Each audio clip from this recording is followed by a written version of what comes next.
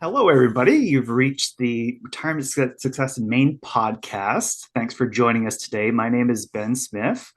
Allow me to introduce my co host, the Portland Pie Company, to my Pat's Pizza, Curtis Okay. Lister. Okay. I like it. I like it. Pizza, you're It making me hungry already, but that's pizza good. tu- it's a I, Tuesday, yep. so it's not Yep. Taco Tuesday, but we're gonna go It's Pizza it's Tuesday Pizza today. Tuesday. What's wrong with Yep. that? And you got kind of the Portland locale, which is spreading throughout the state, right? Portland pie, but Yeah. Pat's is kind of a nice little franchise that's spread through the state too. And I know, if you ask everybody, there's a slight differences in Pat's Pizza when you go from place to place to place. Everybody has their little kind of slants on stuff. So Yeah. pizzas, I know we're a fan of here at Guidance Point and the Retirement Success in Maine podcast. So enough about pizza. We want to talk a little bit about obviously our show, Mm, right? And we want to talk about retirement and aging and things that hold us back. mhm. And we all, of course, have stories about ourselves as we age. There's stories that we tell or that maybe that tell us that we're too old for something, or Yeah. maybe it's too late for something. Yeah. And of course, Curtis, you and I and our team and Austin and Abby and Larry and Wes and Chris, we hear this all the time, That's right? right. We talk about our savings and what lifestyle we like to maintain as we age. But one thing we heard from our previous guest, Michelle Dickinson, in a previous episode was her idea of a happiness scale. We Yeah. started to use this a little bit more in our conversations with our clients. So she talked to us about a scale of 0 to 100, where 100 is the happiest you've ever been. Mm, And then going, all right, well, how happy are you right now? right. And then once we get that answer, well, what are the things that you would like to do that would make you happier to get to 100? Right. And I know one of the things that when we've asked these questions to our clients recently, and do you know what a few of them said? They said that same story. I'm too old to do that thing I always wanted. It's too Right. late. Or perhaps maybe it's not possible to be that happy again. Yeah. So these are the thoughts that we tell ourselves, and then we make them a reality just by thinking them. Sure. So we really want to get into these limiting thoughts and how do we overcome them to make our dreams and visions of our lives a reality. So Yeah. that's the purpose of today's show. That's right, Ben. And we like to obviously bring in kind of topic experts here. I think you and I do a good job at being happy, but we're nowhere near experts in terms of telling Kind other of people pat ourselves on the how to back on do that one. that. Yeah. Yeah, exactly. So today's guest is an energetic leadership coach, cultivating confident leaders who are able to engage, communicate, and lead teams with success. She helps businesses and leaders create cultures where employees are loyal, engaged, and are where they want to work. So, knowing that many leaders are promoted based on how well they performed their current job and often don't have the resources or time invested in them to build their leadership skills confidently, she has dedicated years to becoming that resource. So she's able to allow business owners and executives to focus on the day-to-day operations while she supports their leadership teams by providing the one-to-one support, education, and strategic leadership courses. So our guest has had a successful corporate career at places such as Bank of America and Northern Light Health, and now on her own coaching business, or has her own coaching business, excuse me. She has a degree in psychology, certifications in meditation teaching, breathwork facilitation, Reiki master, mindfulness, and more, as she is always learning and growing. So, with that introduction, please join me in welcoming Danielle Abbott to the Retirement Success in Maine podcast. Danielle, thank you so much for coming on our show today. Thank you for having me. I was so excited when Ben reached out and to meet you, Curtis. I'm really excited to be here. Well, Danielle, so we want to obviously hear obviously a lot about limiting beliefs and aging and kind of that as our conversation of today. But we always want to hear a little bit about you, right? Is your path and kind of getting kind of you in terms of that expertise. So love to have you just give us a little bit about your background and what drew you to a career in coaching. Yeah, sure. So I was a very young leader. And I think that originally it started there. So I had my first leadership job when I was only 19 years old. I was going to college full time. I was leading a team of 20 to 25 people who were my parents' and grandparents' age. So there was kind of a Wow. generational thing Wow. there. I was really blessed that I worked for a company who invested in their leaders. And I think that's why today I'm so passionate about that, because I Mhm. know many companies can't. Many companies do not have the capacity to have their own training department. And so I was invested in, and many people are like, oh, well, you have a psychology degree. Like, why didn't you go? I'm like, well, one, I use that degree every day in what I do. Sure. But I really loved the leadership. And so that was in the banking industry. And I stayed there for over 12 years before I moved over to healthcare. And I was able to found a non-clinical training department for that healthcare system because there wasn't anything. If you weren't clinical, you didn't get developed, you didn't get the opportunity. So we were able to do that, create a mentor program, create a leadership course. And, through the pandemic, I think like everybody, we reassessed what we were doing. I love the happiness scale, right? And we kind of reassessed like Yeah. how happy am I? Like where do I want to be? And I've always wanted to have my own business. I grew up in a family of entrepreneurs, so this was just naturally my next step. Danielle, so that's really great because I just obviously from you kind of watch the corporate ladder and the way that kind of people advance in their career is it's like, well, you're really successful in this role that you're doing right now for us. What I'd like to do is then now elevate you to be the manager of other people. But just because you're successful at doing a task for an organization does not mean that you're the greatest manager of people or that you're the greatest motivator of people. And it's like it just I don't know, it feels like a gap that I think a lot of organizations have Yeah. is this whole like, well, we're just going to promote you along this ladder just because we feel like that's a good thing to do, and there's really no kind of portability of training that sometimes goes between the two, right? There's really not. Or if you do have leadership training, it is things like how do you do payroll, or where do you go if you have a question, or how do you discipline somebody, all the policy stuff. And it's very little people stuff. Mm. And that's really what leadership is, right? It's being able to inspire and motivate and develop people so that they're successful. And we just don't give a lot of time to that. And when you ask a question like, who was your best leader? Who is your best coach? And people start telling me, and I'm like, well, why? And they're like, oh, because they motivated me and they inspired me. And it's all these things nobody's taught to Yeah. do in the leadership world. And it doesn't come naturally for a lot of people. So are you saying that because somebody didn't issue my payroll on time every 2 weeks did not make them a good leader? Is that what I hear you saying? Well, Maybe a little bit. Right. we're not calling anybody out, okay? Yes. Okay. Danielle, I want to kind of zoom out a little bit from your career and just talk about, obviously, we're a podcast that takes place here in the state of Maine. Why have you chosen the state of Maine as the place that you'd like to be? Yeah, so I grew up in the state of Maine. I have not traveled far. I've traveled for lots of vacations, but Sure. I just love Maine. I'm close enough for my family, so I can travel and I can see my family, Mhm. whenever I choose to and whenever I want to. But I really have a passion for the hard worker, small business that really Maine has. And Sure. I want to be able to offer the training and the support so that all businesses can be successful. And I think, I have really found that not even just in, I'm in the Bangor area, but across the state, and I'm Sure. able to travel and help so many people. And I love Maine. I love the four seasons. I love all the forest, the woods, and the ocean. We Yeah. really get it all here. We do. We do. Well, you don't have to sell Ben and I on it. We haven't gone far either. So, Right. Right. Well, and I think one of the things that I just love about Maine as well as the people, right, is the fact that, Danielle, we can just kind of reach out to each other and say, hey, I think you would be an awesome person to bring on our show and talking about an issue that our population faces on a daily basis.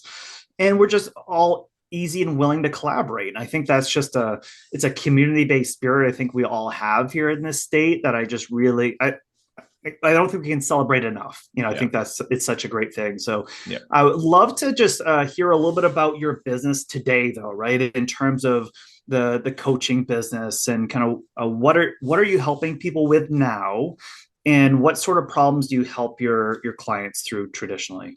Yeah. So I work with businesses, like Ben had said, or I think Curtis had said, helping them really support their leadership staff so that they can do the day to day and they can worry about kind of the bigger things. And so lots of times when I work with leaders, it is things like coaching or communicating and how do we communicate. Another big one is change leadership. Like there's so much change in business right now, no matter what industry you're in. Like how do I as a leader motivate my team through that change and handle the resistors and Yeah. all of that fun stuff. And so it's really fun to be able to go and get to know different industries and work with different people in different ways. But I also have a passion for helping the individual professional who thinks that the only thing to do with work, life is work.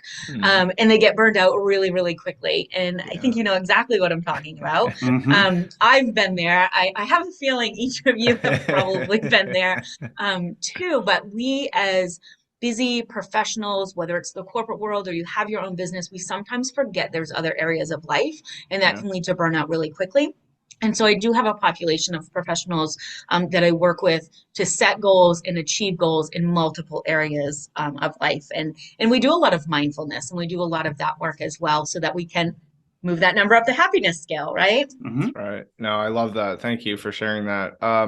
So I know kind of the goal today is to really discuss how can we, or our listeners, overcome our limiting beliefs to live a more fulfilling life, right? So I want to dive in. I have a couple questions, so I'll start with the first one. We like to just define things, right, before we just jump into something. So can you just help us define a limiting belief? I guess, how would you define what a limiting belief is? So, a limiting belief, I mean, it's kind of what it sounds like, right? But it's something that we believe about ourselves. So, we believe about ourselves, our abilities, the value that we have, and we really believe it, right? We believe that it's true and it restricts us from doing something. So, it restricts us from retiring when we want to, from saving the Yeah, money, from doing whatever it is, right? So, we sure. believe it's true and it's restricting us in some way. However, most limiting beliefs are not housed in fact, and they are based on our past experiences and interactions. Interesting. So even though we believe it, doesn't mean it's true. Yeah, no, that's great. I thanks for kind of laying that foundation there. So with that definition now, what are some common limiting beliefs that you typically help people identify? Oh, there's so many. Lots of limiting beliefs. I can't do that, right? So I like to use Sure. phrases. So yeah, I can't do what, right? That's the Hmm. biggest limiting belief. I can't have my own business. I can't get a promotion. I can't take the vacation. I can't, right? And so any I can't statement you're having is a lie. Mm, You can. We all make choices, right, in order to get where we need to be. So lots of times that statement will come up. We have other statements like, I can't put myself out on social media. I'm not pretty enough. I'm not young enough. I'm not, right. mm, Those types of things really come up a lot too in that professional world. And I think that's why people focus so much on work because the other areas of life we talk about are relationships, yeah. self, and growth. And Mm, those things get scary because our mm, limiting beliefs really come up in those areas a lot. yeah. Yeah, and I think that's something, Danielle, where with our conversations with our clients, right, is here they go where they focus so much on that work part of their life, and it seems like even maybe starting in their 50s, it kind of feels like is that time. It's like, I've really kind of ignored like retirement, money, what's fun, Yeah. what are kind of these fulfilling things that I'm thinking about. Obviously, that maybe end of life, and what if I'm looking backwards? What are the things that kind of give me fulfillment and bring me purpose? And I think there's a little bit of searching going on there. And I know you talked a little bit about change in terms of organizations, but you go, what a transition and change for people there too. So I know from the kind of the limiting belief there is some of this of, hey, I don't want to take away from here if I do this. So there's a little bit of kind of those back Yeah. and forth and the trade-off conversations there. But I want to ask a question about about reaching for the better version of ourselves. Why are we so scared of saying, this whole I can't, right? Is why am I scared of achieving a better version here? Do we feel like we're just not worthy of being a better version, or we can't be that happier place, or we can't get higher in the happiness scale?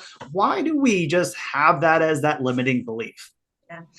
I think what you said, Ben, is a piece of it, but I want to share something that actually I just got this message like 4 days ago from the group of women that I work with, the professionals who are like figuring out that there's more to work. And she said to me, I keep procrastinating on some of the changes that I want to make in my personal life and professional life. And I just discovered that my obstacles, or as I call them, limiting beliefs, Yeah. right, is that she's actually worried about making the change because her life as she knows it, she doesn't know if it will be able to change with her. Yeah. Change is scary. And through change and through my own change, I've lost people along the way, right? Those are the biggest things. But I've lost things, I've lost people. And that's really scary, especially when you have a community that you love and you're like, oh no, like if I change, or if I become a snowbird, right? That's what, my parents, my dad goes to Florida. And if I become a snowbird now, will I lose some friends because I won't see them 6 months out of the year? Right? That Right. can be scary for people because now you have to Absolutely. go make a whole new community. And so I just thought that was a really kind of aha moment. And it really said it perfectly that we're afraid of becoming what we want or we desire or we dream of because of what we may have to leave behind. Mm.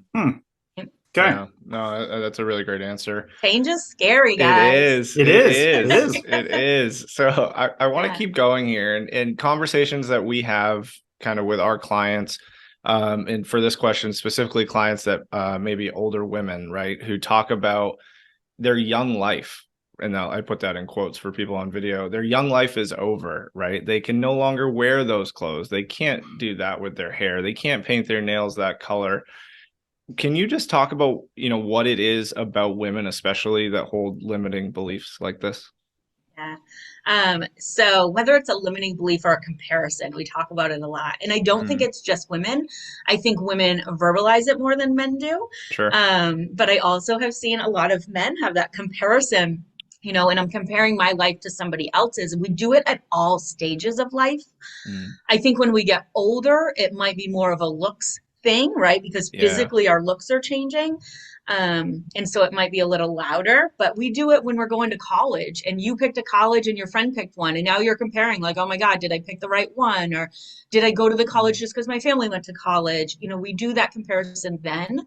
Did I get married and have kids when everybody else did, or when my family thought I should? Or if you're choosing not to have kids, you get that question 1,000 times, yeah. right? And Yeah. so we do that comparison through all pieces of life. I think the growing old gracefully, it is just more visual Mm, than emotional or mental. And so we see it. And so, what I would say about that is like, do the thing that makes you happy and sure. stop looking at social media and stop looking at what your neighbor's doing. And if you're comfortable wearing the thing or dyeing your hair or whatever, I, I'm not going to say how old I am, but I'm not super young. And I dyed my hair purple like a couple of months ago. My hair's too dark, so you did not know, but I wanted to do, I'm like, hell, I'm going to do it. Can I say hell on here? I just did. Yeah, Oh, sure. yeah. Yeah. Oh, yeah. I'm like, I'm going to just do it and see what it's like, right? It's hair, like dye it back. Like it's not a big deal, Sure. Right. but we tend to worry so much about what someone else is going to think of us. So I guess, advice I would say too is if I want to be super truthful and I am a super truthful person, like, yeah, your past life is over. Yeah. It is. Like Right. Yeah. things are different, right? And so we have to just move past that. All of our past lives are over, right? But you get to choose today, tomorrow, next week, what you do. And the key is to make those choices on how they make you feel, right? Mm, And how connected to your goals they are and nobody else's goals.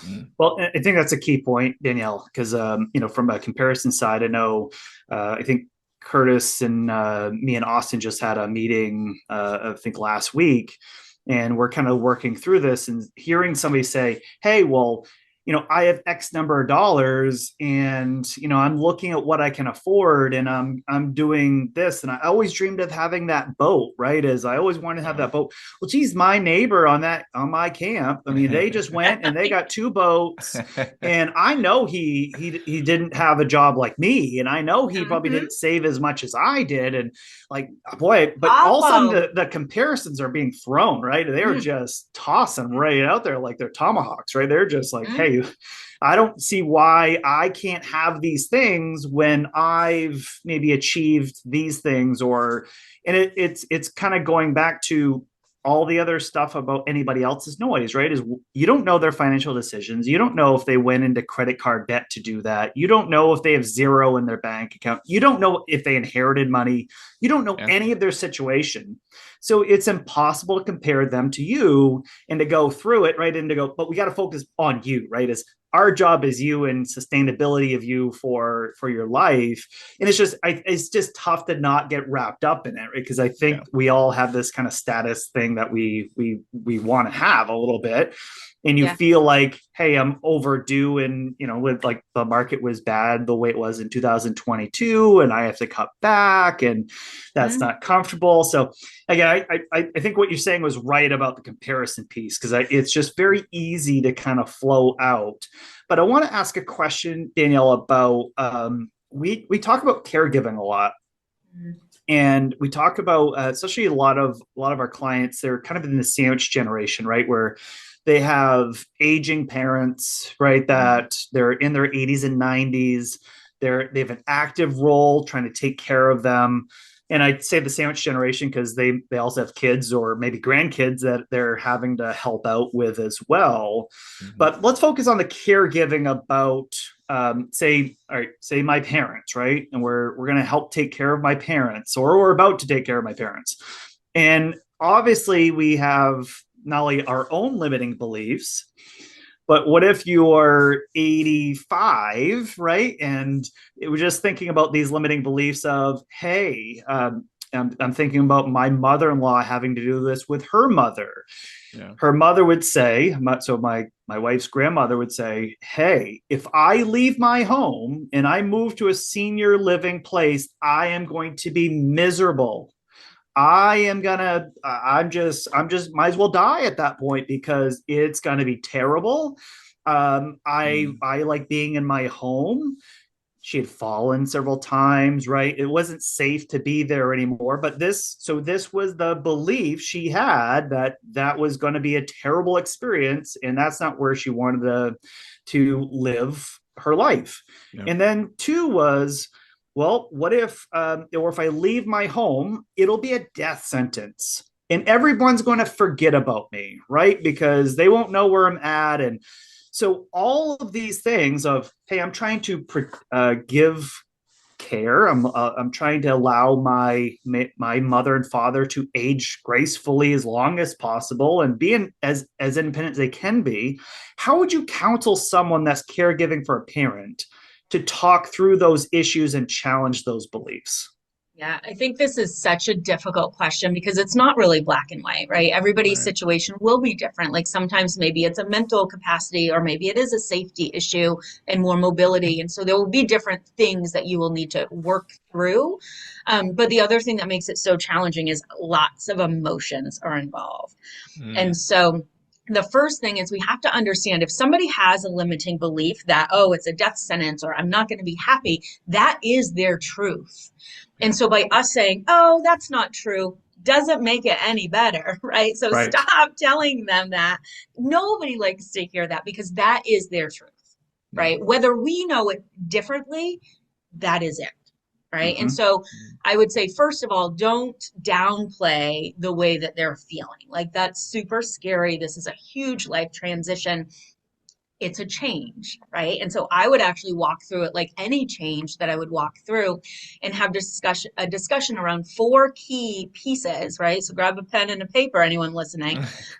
So the things that you want to talk about is what are the things that you used to be able to do at home that you will still be able to do? Here's everything that stays the same. What are the things that you couldn't do at home that you still won't be able to do? All of those things stay the same, right? So maybe in your case, Yeah. Ben, of your grandmother-in-law, right? I think I followed that. Yes. Yeah. Sorry. Then, what are things that she still was going to be able to do? Could she still have friends over if she was social? Yes, I can. Could she still watch any channel she wanted on TV? Because she would have her own TV. Yes, she could. What couldn't she do before that she can't do now? Well, she can't scream at the neighbors, or she can't, whatever it might be. So those are the things that will stay the same. So starting there will provide a little bit of comfort, like, okay, Sure. like some of the things I know are not changing. And then the next one is, what are the things that I could do before, but I can't do now? So here are the things that she will be sacrificing. So what could she do before that she can't do now? So something in the older generation, I could drive to the store myself, and now I can't, right? And so there could be some of that. So these are going to be the things that you're sacrificing in order to get the next question, which I think is the most exciting. What are the things I couldn't do before that I can do now?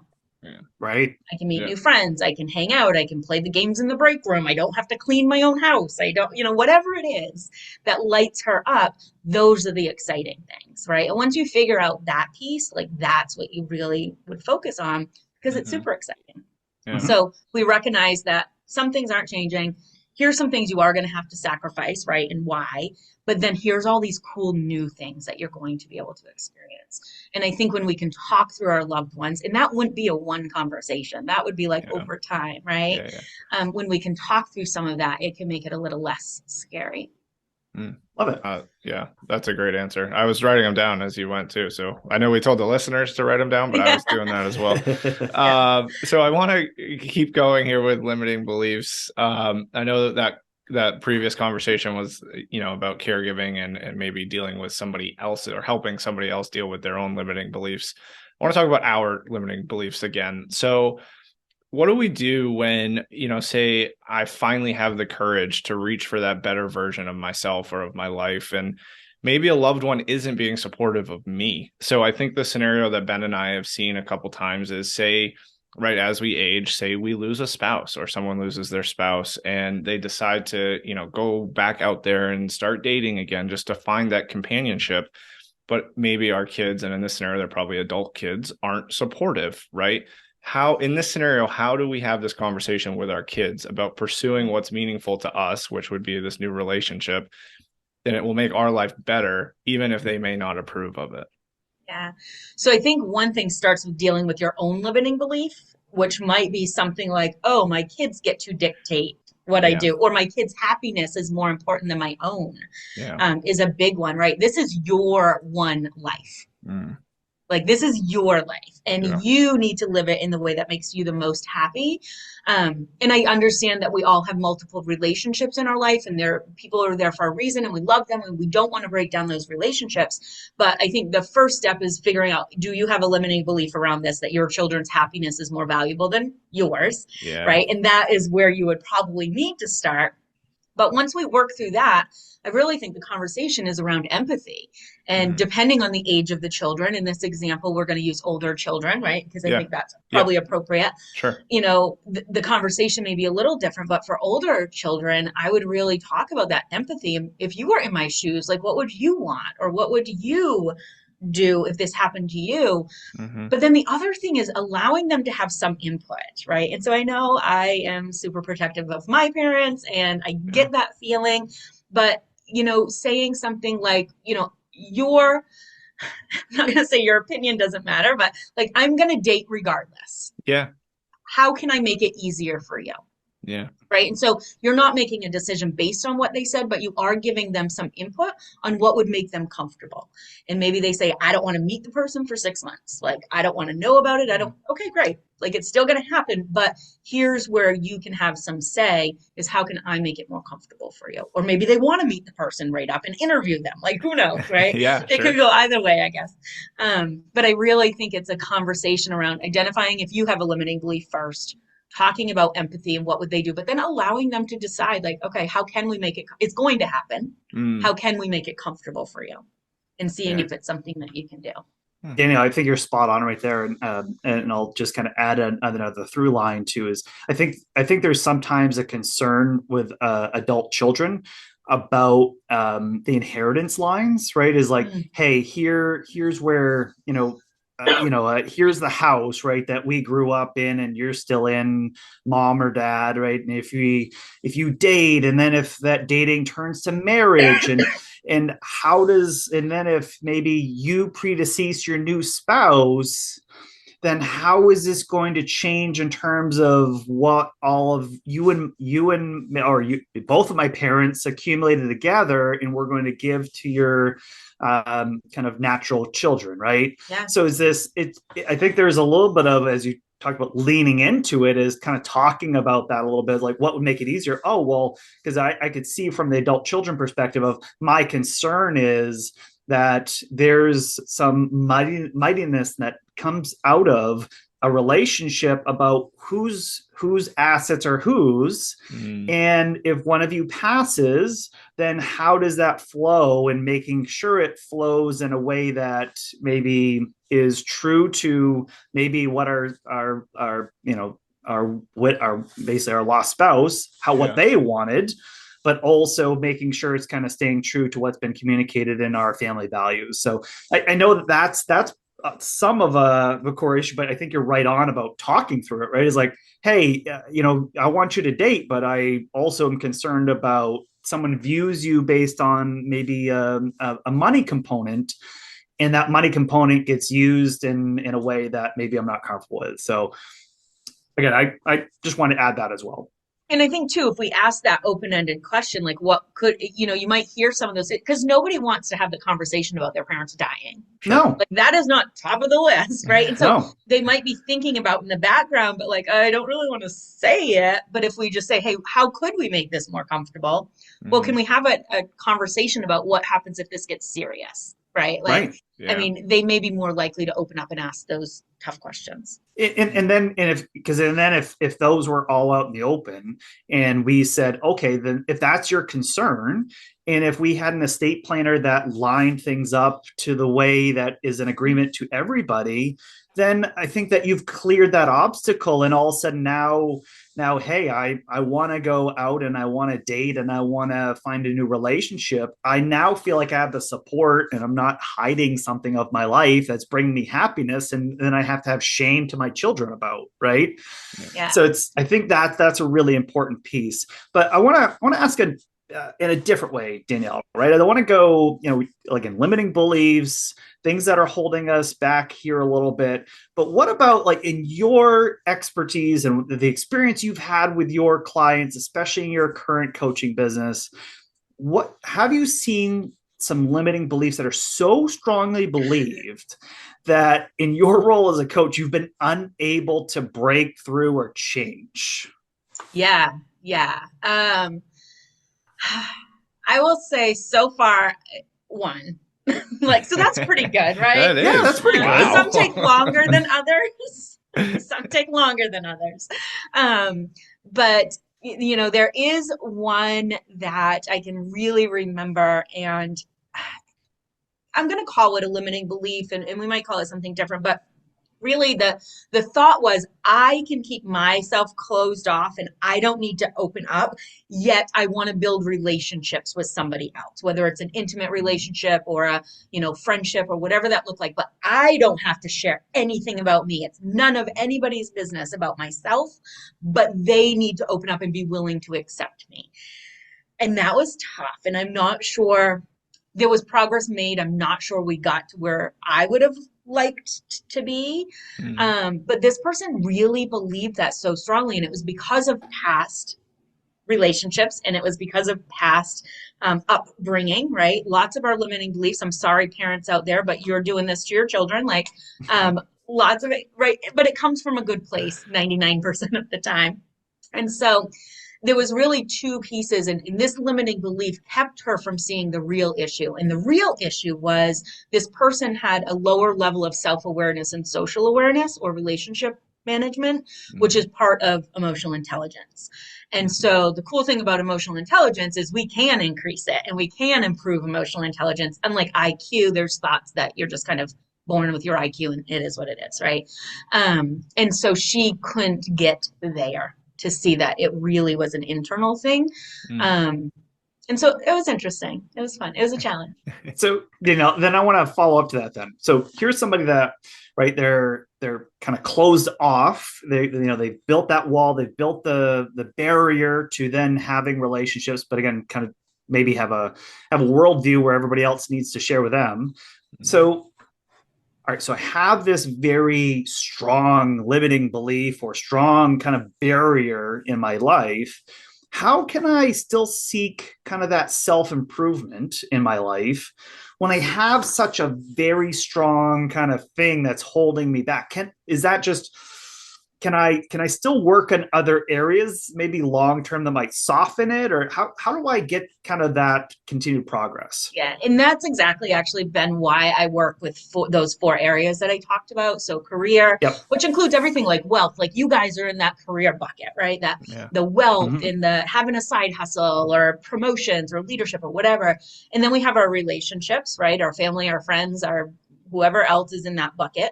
And then we have ourself, right? So our physical health, our emotional health, mental health, all of that stuff. And then we have the growth. And so the nice thing about limiting beliefs is many times they impact one, maybe two of those areas, but you can start working in other areas. And then once those are really solid, you actually have this nice foundation to be able to crack open a little bit wider and get to really some of the hard stuff. People aren't always ready to do the hard emotional work and limiting belief work that it takes. And so sometimes we need to focus on something else and get some momentum and then bring it back to whatever that might be. Nice. Yeah. There's hope for you yet, Ben. Okay. Just kidding.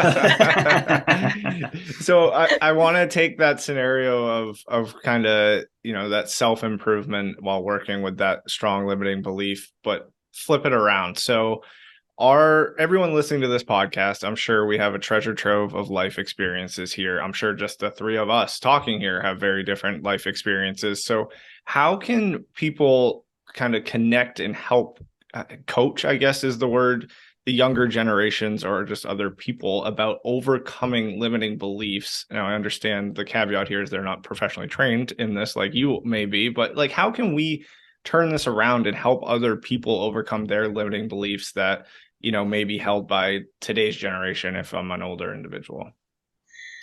Okay, so first of all, we brought up generations. That's a whole nother podcast. Yeah. Okay. So, Okay. Part two you have coming people up. already So the first thing is we can't be an enforcer of the limiting belief, right? And so most older generations have caused limiting beliefs in the younger generation.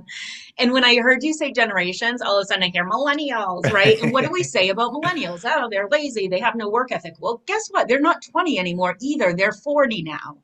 And I think that's something we hear millennial and we still picture these 18, 19, 20-year-olds and they're not, they're 40. Yeah. They're married and have children and have professions and all of these things. And so some of that, if I hear over and over and over as a millennial, I have no work ethic and I this, I that, guess what? I'm going to start behaving that way because I believe it. Sure. And I believe that no matter what my work ethic is, nobody's going to see it anyway. So why work that hard? So we actually cause, right, limiting beliefs in other people. And so I would say, the first thing to do is understand like what your views are and what you're saying to other people and what we hear over and over and over again, we begin to believe. So what are you telling the younger generation? What are you telling your children or the younger people that work with you or the person that's going to take your position because you're about to retire? Like, are you telling them it's so hard and they'll never make it? Or are you telling them like all the positive things? And so I think we have to think about it that way a little bit, right? And so don't be the person that causes the limiting belief, right? Yeah. Just be that person that kind of understands that just because we don't work the same or we don't manage money the same or we don't have the same boat, right? It doesn't mean one of us is less than the other. I think that's really important. I don't know if I answered your question. Yeah, no, you definitely did. Go ahead, Ben. No, so generations. Yeah, so Danny, I think that's the thing about obviously each generation has their own kind of environment that we all grew up in, right? Is I think that's the hard part of going and again from our roles, what we're seeing right now, and the kind of the quote I would use the most out of what came from today was the whole the idea about kind of we've kind of passed on limiting beliefs to the next generation. we are, as advisors today, we're dealing with that almost continually, where this generation right now is this echo of the Great Depression, right? That generation that grew up in the Great Depression, and they literally saw their life savings go away. They literally saw themselves living on very little rationed food and having to go through a war effort at the kind of the concurrent years after that. Those were shaping worldviews and shaping belief systems about money, about not going back to a poverty line. And in that they've basically given this generation of, hey, they're the first, a lot of them are first generation blue collar wealth, right? They've been taught to save everything. So the concept of spending is so foreign of a concept to them that any dollar that they spend from that wealth is a step towards their parents' experience of getting to having nothing and completely decimating their financial picture. Yeah. So it's like, that is a big ball of yarn that is just right. It's just to your point about, hey, it's okay. And showing, and so there's a lot of confidence building that needs to be done that we're working on with our clients to show and to say, why this, why not that. And I just know that's the group that we're having now. And again, going to the next generation are 2 echoes away from that Great Depression. So it's you don't have that as much, and they're more now. And I know we've had a previous podcast on this. They're more apt to have the balance of life attainment and work and career attainment, and not have to pour into career to get the money to then not go into it. So there's a lot of, I think, that, and I know you've, again, just kind of translating here a little bit, but in my reaction to you, Danielle, of everything that you've been giving us today, man, it just really is spot on to kind of think what we're seeing on a day-to-day basis. Absolutely. Can I ask you a question? Please, yeah.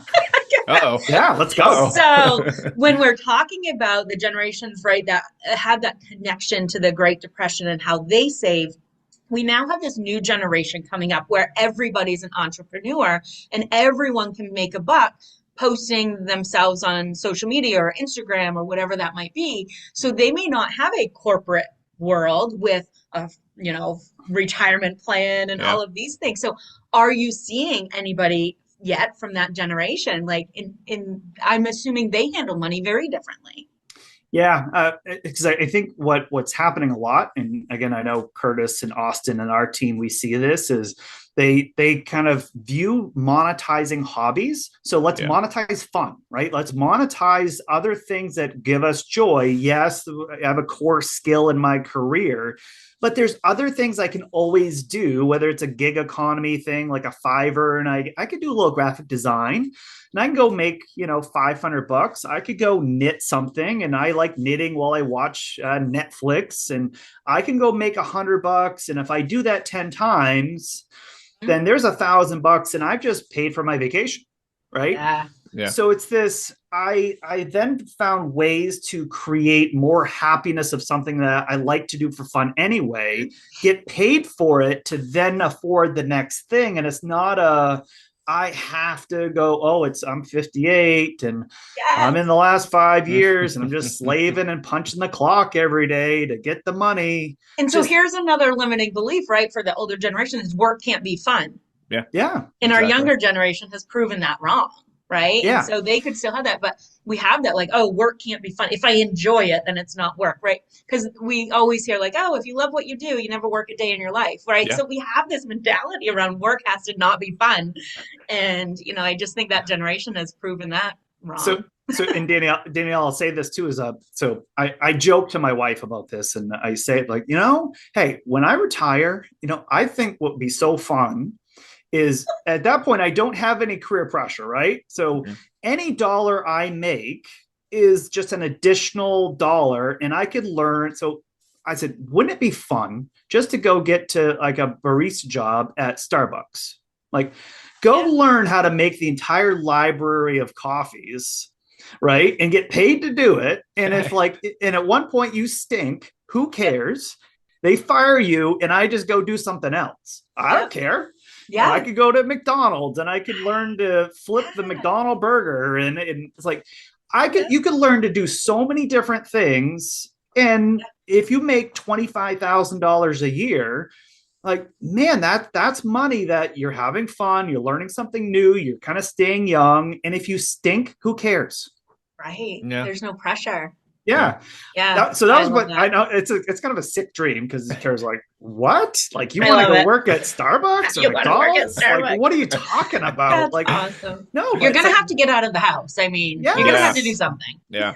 yes. So and I again, love it. like all of a sudden you bartend. I don't know, learn to do a skill and you can then show it off at Yeah. parties and stuff. That would be fantastic. so Oh yeah, my God, I love your plan. I love that. I love Ben's retirement experience here. We're gonna wake up and he's gonna make us anything at Starbucks. Yes. And then he's gonna flip us some McDonald's burgers. It's gonna be great. And then he's gonna show Lunchtime. us a fancy cocktail at night because Yeah, he's learning all these skills. It's fantastic. Sign me up. but Danielle, to your point, right, is like, hey, here's a way you could go make some money. And it's like, I'm having fun. I'm making a little bit of money, no stress, no pressure.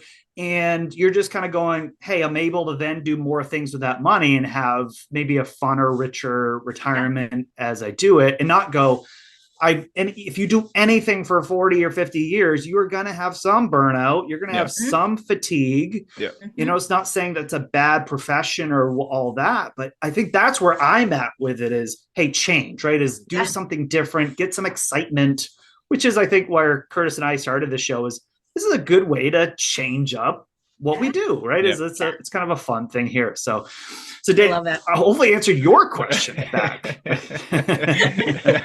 Surprise! I come with surprise. questions. Yes, there you go. My own questions. Yeah, exactly.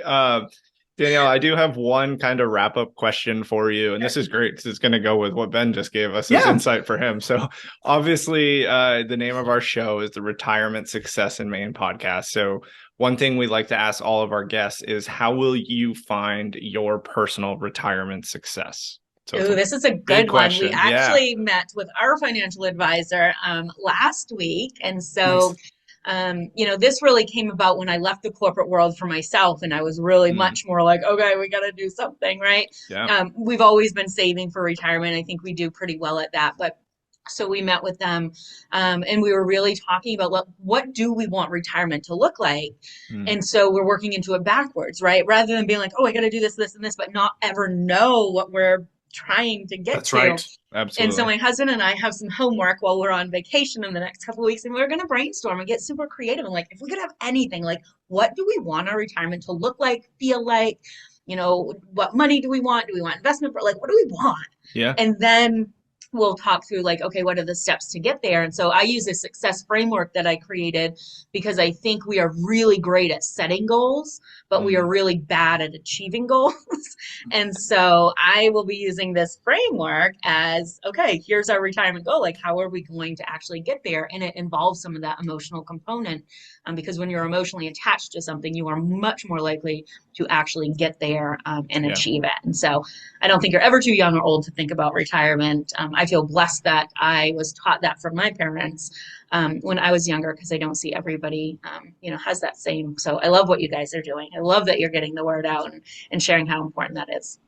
I love that too, Danielle, because especially as you kind of set those goals, then you're more likely to want to save towards them, right? Is if I know what I'm saving for, I'm more likely to be excited about sacrificing that dollar today to do that dollar plus later. So I think you're spot on with that thinking. I think that's fantastic. So Danielle, thank you so much for coming on our show today, talking about limiting beliefs, sharing your coaching experience with us.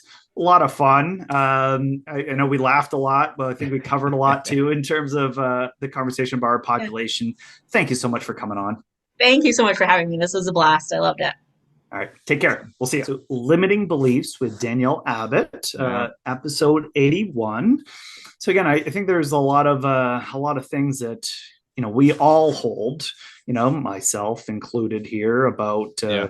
things that we tell ourselves that we can't do or won't do, or things that we think are blocking us, that even have we talked about kind of jokingly that we've all lived in Maine our lives. Yeah, It's like, well, our parents lived in Maine their whole lives, and exactly. so it's like, here's this limiting belief of, I guess I gotta still be in the state of Maine and address cold long winters, or right, things like that, right? I think there's Yeah. those things that, as we're working through, and hopefully you listening out there, that you can all kind of think of something that maybe if you had to overcome, or you were able to overcome, it would maybe unlock things in your life. And Yeah. I think that was why we wanted to talk about this concept today, was these barriers that we have, these things that we hold, that we believe to be true, Yeah. that maybe if we challenge a little bit, it might allow maybe a new world of possibilities. Yeah. So Yeah. that was their thought about, and why we reached out to Danielle. And I think she did a fantastic job today about all the things that we talked about limiting beliefs, exploring them from all the different angles, different generations, going through different transitions. Obviously, she has a lot of career coaching that she does with people, in addition to the personal coaching. So, but again, from my end, I thought it was really great to hear her framework around the kind of the four things there, Yeah. around kind of working through, like, here's what you can do and what you That's right. can't do, and kind of going through all those four steps. So hopefully you out there have taken something away from our show today. And again, I'd love to hear Danielle at another time, because I think she's a fantastic guest. Yeah, and I think we teed it up. She said she wanted to come back and talk about generations with us. So There you I don't go. know if we have enough time there, but no, I just kind of echo everything you just said, Ben. I think she did a great job for me. One, kind of laying out the framework of limiting beliefs and really just defining and where we see them. And to me, it was seeing really how prevalent they are, right? Even like you said, in ourselves, like they're there. And then just kind of her giving us that insight of how she works and helps people work through them, I think was really cool. But like we do with all of our shows, we like to kind of have a summary webpage, a little blog for the show. So as Ben said, this is episode 81. So where you can go is, it's going to be blog.guidancepointllc.com/81 for episode 81. And on there, we'll have obviously links to the audio kind of podcast format. We'll have a link to the video if you prefer to kind of take this in via video, and you can see our smiling faces as we have these conversations. We have a transcript there as well. I know some of you like to read through our conversations. And we'll have contact info for Danielle too, and how you can get in touch with her and learn a little bit more about what she does. But again, we thought it was a really great conversation. We thank you all, as always, for tuning in and listening to our conversations. Hopefully you find some value in them, and we look forward to future conversations, and hopefully you tune in for those as well. But until then, thank you so much, and we'll talk to you next time.